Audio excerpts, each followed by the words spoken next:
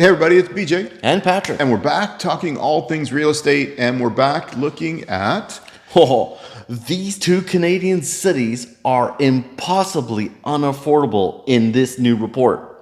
And I got to think, that's got to be Vancouver and Toronto. It's pretty obvious, I think, for most people in Canada, right? Toronto, Vancouver, right now it's Vancouver's number one, and then it's Toronto. It's been in the past the other way around, whatever, right? Yeah. But this is a National Post article just recently produced or published, and it goes on to talk about there has been a considerable loss of housing affordability in Canada since the mid-2000s, says the report. Now, it's interesting to me that we started this and prefaced this with the headline about the two most unaffordable cities in Canada. And what did you just read? There's been a considerable loss of housing affordability in Canada. Okay, wait. In Canada or in Toronto and Vancouver? In Canada since mid-2000. Yeah. They're not what was the headline again? Yeah, well, yeah, good points, right? Right. So these are the most impossibly affordable. Right. Now they're impossibly unaffordable in Canada. But so what they're equating, at least the way the article reads from what I'm seeing, they're equating that to Canada. They're conflating it. Yeah. There you go. Perfect. We coined our own word. Yes. Right. So exactly. Two Canadian cities, Toronto and Vancouver, have earned the title of impossibly unaffordable in a new report.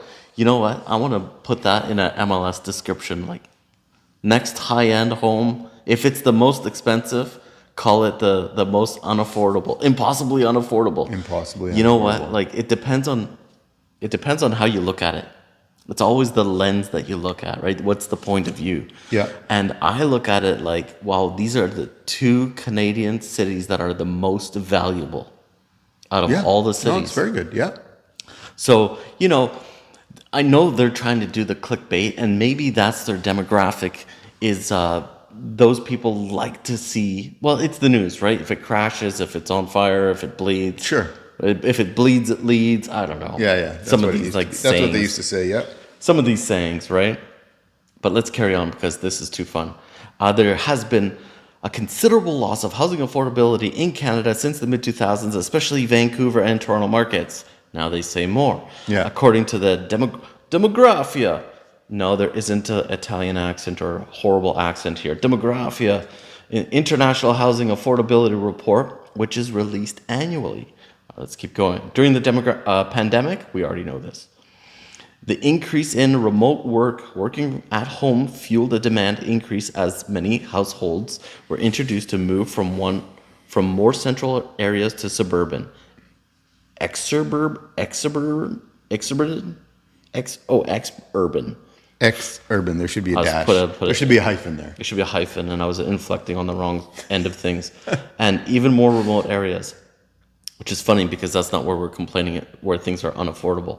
The result was a demand shock that drove house prices up substantially as households moved to more space within houses and yards or gardens. Funny, we also had a huge spike of unemployment during that time. Okay. Not funny, but curious. Like when you look at the unemployment record, unemployment rate in Canada has probably been the highest during COVID. Now I know people were on the CERB, and there was other ways we were getting around it, but businesses were shut down, and real estate went nuts. Right. To explain this, I learned from the BC REA economist Brendan Ogmanson. He said we were looking at the demographics that were unemployed and what sectors of the market. Yeah. And it was a lot to do with retail, hospitality, tourism. So we learned that that general demographic are not buying houses anyways. They're paying rent. Right. Moving on. Vancouver was the least affordable market in Canada and the third least affordable out of all of the 94 markets observed in the report. The West Coast city's affordability issue has troubling spread to smaller areas like Chilliwack, the Fraser Valley, Kelowna, and markets on Vancouver Island, per the report. Kelowna has always been a strong market because of the influx from Alberta. Okay. Yeah, and I think we have a running amount of sales, about 5% are coming from Alberta for Victoria. And maybe that's similar for the rest of the island, but I'm not exactly sure on those numbers. Yeah. And Vancouver's always has been a leading indicator to what's going to happen in our market here in Victoria. Yeah. Okay, Toronto was named the second least affordable market in Canada. However, it fared slightly better than Vancouver when it came to other markets, ranking 84 out of 94 in international affordability. International affordability. I guess that's like winning, it being the least unaffordable, whatever. As Vancouver. International unaffordability. So compared to what other... Anyway, that's a side note because I'm going to... I think it's reversed because Vancouver and Toronto will, on other scales, will show us like Vancouver being number 2 in the most expensive in the world for cities, major centers, and Toronto ends up being like number 9 or number 10. Okay. So and what's number 1? I don't remember. San Francisco? London, maybe. Yeah. It's a close race to being the most expensive, most impossibly unaffordable, whatever. Moving on. The findings of the report have grave implications on the prospects of upward mobility. I have some data here that I can mess with this. Said Joel, can't say your last name, sorry buddy, the director at the Center of Demographics and Policy at Chapman University, a co-publisher of the report, along with Canada's Frontier Centre for Public Policy. Okay, they go on to quote, as with any problem, the first step towards a resolution should be to understand the basic facts. He said, this is what the Demographia study offers. The report looked at housing affordability in 94 metropolitan areas in Australia, China, Ireland, New Zealand, Singapore, the United Kingdom, and the United States and Canada, plus more. The data analyzed was taken from September 2023. The ratings are based on 5 categories: affordable, moderately affordable, seriously unaffordable, severely unaffordable, and impossibly unaffordable. Impossibly unaffordable. We win with a point system to classify each area. The report determined affordability by calculating the median price to income ratio in each market.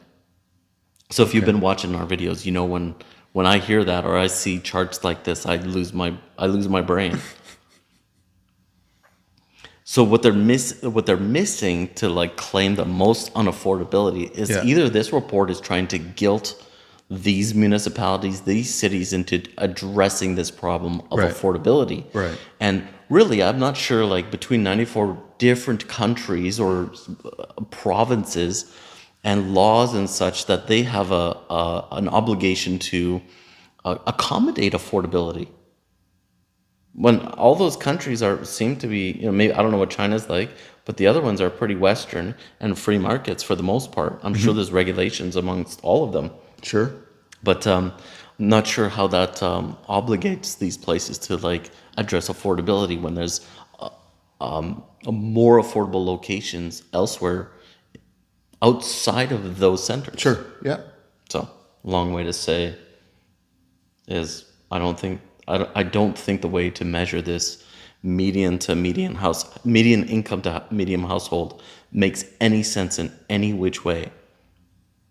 Yeah. So, but if it was, there's a realtor in Vancouver. His name's Jay Cooper, and he was mentioning something, and I just really like this one line from him. So I'm going to steal his line. I'm going to share it with everybody. And he said, this is where I think about median price to median salary. If you want a city that's aligned with blue-collar incomes, you need to go to a blue-collar town. Wow, that's very good. Vancouver, Toronto, these markets are driven with equity. And as much as like I think blue collar work can pay really well, I don't think that's what they're really I don't think that's what he's really thinking, because it's like, wait a minute, I know a lot of blue collar workers, construction, plumbing, everything, right? Yeah, oil field. They make 6 figures. Yeah. Maybe not all of them, but once you get your red seal, like you make fairly good money. Yeah. So it's like on par with a lot of white collar work. Sure. And Vancouver and Toronto is a very commercial based cities. Yeah. Got head offices in Toronto, head offices in Vancouver. Yeah. There's CEOs, and I'll go further. Number of millionaires, and this is defined not as like equity, like we could be millionaires just because our houses are worth whatever. But do you have liquidity to invest in the market? Cash in your jeans. I just wanted to make sure to like make that differentiation, right? Because like you could say everybody in Vancouver is a millionaire if they have a house. Okay. Vancouver. Where did I write this down? Oh no, I have it right here. Millionaires in Vancouver there's 41,000 liquid millionaires in Vancouver. Toronto has 106,000 Wow. liquid millionaires. Calgary, I know it's not on the, it's not the winner in the Impossibly Affordable. Maybe they're on Seriously, whatever. They have 15,000 millionaires there. Okay. But there's more in this. And to prove my statement that we're driven by equity, Vancouver, I don't need this, I remembered it. Vancouver has about 40% of households don't have a mortgage on it. So if they sell and buy a condo, they're buying cash. Yeah. Right. If they sell and they need a bigger house, they're only paying the difference. Yeah, of course. So it's not impossibly unaffordable anymore. Yeah. Right. And if it's 40%, that's a huge segment of the total population that's there. Right. Toronto isn't that far behind. It's a bigger population. Therefore, there's actually more of them than Vancouver is, even though the percentage is lower, and they're at like 38.5%. Right. So take it for what it is. Let's finish this article up here. So they go on. Mm-hmm. There's a genuine need to substantially restore housing affordability in many markets throughout the covered nations, says Frontier Centre for Public Policy President Peter Hole in a statement. In Canada, policymakers are scrambling to magic wand more housing, but continue to mostly ignore the main reasons for our dysfunctional, costly housing market: suburban land use restrictions. We've gone down the rabbit hole for that, right? Yeah. Vancouver and Toronto and Victoria win the prize for the longest to like approve new developments, and like let's keep adding on the costs. Right. When I say Victoria, 10 years and $1 million haven't broken ground. For how many projects are like this? I know that's the one that you're talking about on Wharf Street. The one right? down on Wharf is the one I'm talking about. You could talk about the roundabout building. You could talk about the Roundhouse, the Roundhouse project. You could talk about there's one in Oak Bay that like finally approved like some small apartment building, whatever it was. That still took 10 years. Yeah, and so to put something else in perspective, if you're in Oak Bay, you're not looking for affordable housing. Oh, right. You're in an affluent area. And like the last thing, I would be a NIMBY. Like I'm not a NIMBY. Like there's a developer built like eight townhouses or 9 townhouses, whatever it is, beside my house, and I just didn't care. It was a little bit noisy. It was a little annoying, but if I was in an affluent area, I would be in Oak Bay. Oh, if I would be the number one NIMBY, yeah, I would be pushing the scarcity principle. You know, I'm going to be protecting my equity. I'm using my equity to do other investments. Like I'm going to build something else. I'm going to tear down the house one day and build a big mansion, whatever. But I'd be leading the NIMBY group if I was in Oak Bay. Yeah. But I'm in Langford and it doesn't bother me. Right. Like, you know. Yeah. It provides employment for people, all the building, all that kind of stuff, right? Just thought I'd throw that in there though, because when we talk about affordable housing and all of those things, we're not talking about Oak Bay then. Right, and when I say Victoria, I'm really talking about Victoria and Saanich. Yeah. Not Langford. Langford's still the fastest. Yes. And I don't understand why hasn't these municipalities been like, oh, look, Langford's been the fastest growing municipality for 20 years or 30 years now since we've had our reigning dictator was voted out of office. He's not a dictator. I'm just saying that.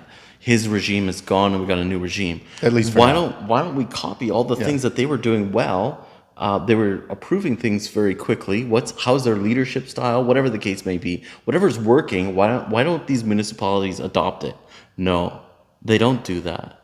So okay. right? So they say we haven't been building enough housing. We certainly have had enough government investment in affordable housing for decades, and the chickens are coming home to roost. We have had enough government involvement? Is that what they're saying? Well, they're at least spending the money on it, but we have more homeless people than ever before. That's a whole different topic. I don't want to go down that road, but I threw it out there. Well, we're not building enough housing, so you can't mix up the two things. Like either we're not building enough housing, or it's not affordable, because there's empty condos in Toronto, lots of them, right? Like thousands of them from this new construction that's being built. Right. So it's not that they're not available. It's people. A certain amount of the market isn't buying them either because they choose not to buy them, or they're deciding to buy something else somewhere else. Yeah. Right? Yeah. People are leaving. Or again, there could be a price point issue there for what you can afford. Doesn't make sense. So then you're going to move and go somewhere where it does make sense. Okay.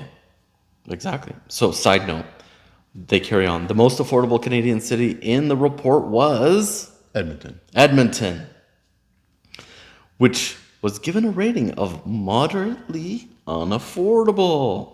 So what is that? Moderately valuable. Is that how I'm going to equate this? Like, Yeah. they don't have like their pricing has grown over time, but never drastically. Yeah. But it's not stagnant either. Yeah. And it's not Well, it's not lowering as far as I know. You know, the one thing about Edmonton's market, and this I can speak to because I grew up in Edmonton. One thing about their market over the years is it can be a little bit more dependent on oil and gas price, because so much of Edmonton's economy, it's diversified over the years and is diversifying, but so much of their economy is built around oil and gas. Yeah, that makes sense. Like all of Alberta gets affected by that. Yeah. So just knowing that if you're considering Alberta anywhere. So let's wrap this up. Overall, Canada ranked third in home ownership compared to other regions observed in the report. The highest home ownership rate was Singapore at 89%, followed by Ireland at 70%. In Canada, the rate was 67%. What do you think? I think that's pretty good. I think What's the percentage based on? Like home ownership percentage? Is that of the whole population? that's the whole population. Or is that 67% of those that are of age then? No, that's the whole population, right? Like I think if you're of age and able to get a mortgage, you're counted. Okay. So like how many households rent and then how many households own. Okay. Right. So the thing, I didn't look this up. This is kind of, you'd have to look it up. There's programs in Singapore, which still Singapore is very expensive, but they're leaving out a lot of government programs that do that. This isn't a clear you own your house program. Right. And Ireland, same thing. Like without just throwing numbers out there without explanation. It's like Pierre Poilievre using the example of like Niagara Falls on Canada's side compared to Niagara Falls in the U.S. side. And look at the price difference. Well, our financing is completely different. They have a different interest rate. They have a different fixed rate. Like, and the neighborhoods and the are areas, completely different. Yeah. It's the wrong side of the tracks. I mean, the wrong side of Niagara Falls. Yeah. To be on. Right. It's not as desirable. So like, without giving me the whole picture, don't give me crap statistics like this, because you're not, like, the reporters are not giving us all the information to understand. Yeah. It's just like, look at us. We're not doing as well as somewhere else. Yeah. And we know that reporting is not unbiased. Whether you're on the right side or the left side or center, it's not unbiased at any level. Right. So, they're in it. They can say what they're in it for is to help people and all that, and I appreciate that. But ultimately, they're in it to sell newspapers. That's what the newspapers are in it for. That's what the magazines are in it for. They're in it to sell copy, to sell memberships, to sell subscriptions, whatever. Yeah. You know what? You could be discouraged by, this is impossibly unaffordable. This is going to be my new thing to say now, right? Impossibly unaffordable. And impossibly unaffordable. Or you can take responsibility, take action. Like, I'm sure I said this already. I didn't wait around oh, you bought 20 years ago. Give me a break. Nobody said this is how you buy a house. Wait till a policy change. Wait till the government helps you. Wait till they build more houses. Wait till the interest rate comes down. It was like when we were ready, we were just ready. And like, what could we buy? We didn't buy a house. We got into the market with something, right? If it didn't work out, maybe we would have like moved again. Maybe we would have gone further to sort of accommodate for where we want to live and how far could we put up with driving to our work, right? Yeah. So I know there's a lot of negative information, but if you're serious about buying a home, getting into real estate as your own property or an investment, like there's a couple things you have to do. Like, well, go to the bank, see Have what you a conversation. can. Yeah. Go to the bank, go to the mortgage broker, see what you can do on your income based on what it is. Do you need to retrain? Do you need to improve? Like, how can you change this one metric to leverage to get what you want, or at least to get into something, to get on the property ladder? And then you're going to be looking at, do you even have a down payment? Please don't complain about housing prices and you don't have a down payment. Like, you still haven't figured out your budget. You need to save. You need to work more, whatever the case may be. And you might be going through a really hard time now, a difficult season in your life where, it might be difficult to think like, how am I going to save up for a down payment? I don't know, but like, try to be positive to find out the solutions for whatever your situation is. It's looking for solutions and not dwelling on the problems and just staying stuck in the problem. I don't think that doesn't help anybody. Yeah. Right. Look at the things you can do. Right. So these most unaffordable places. Last week I was looking to see how many condos, like what was available in Toronto under 300,000, and there was 3 condos. Now, one's a co-op, one's got like higher fees for strata, and the other one I just stopped looking. And then this week there was like 11 of them available that were under 300,000 for different reasons. Yeah. Like they're not brand new. You're not getting granite or quartz countertops. You're not getting gold toilets. Like, you're getting a roof over your head, right? Like, I don't know what people's expectations are when they're looking at housing, but like there's some really nice houses, and the materials, the location, all of that goes into like how expensive that is. Sure. But if you're just starting out, well, I got a condo. It wasn't on a great road. It had a sort of not the best reputation in Victoria. We bought in Esquimalt. It's way better now. But yeah, 100%. be positive out there. So, it's not impossible. It's not impossible. I think that's the biggest thing. So, hey, thanks for joining us today. Hope you got some good information out of that. Please take a minute and like and subscribe. It helps us out with getting the word out there. If you know anybody who you think needs to see what we're talking about, please let them know about it. And of course, if you're thinking of buying or selling real estate in the Greater Victoria area or anywhere on southern Vancouver Island, you can get a hold of us. Our information is in the description below, and we'd be happy to help you. Thank you so much for watching, and we'll catch you in the next video. See ya.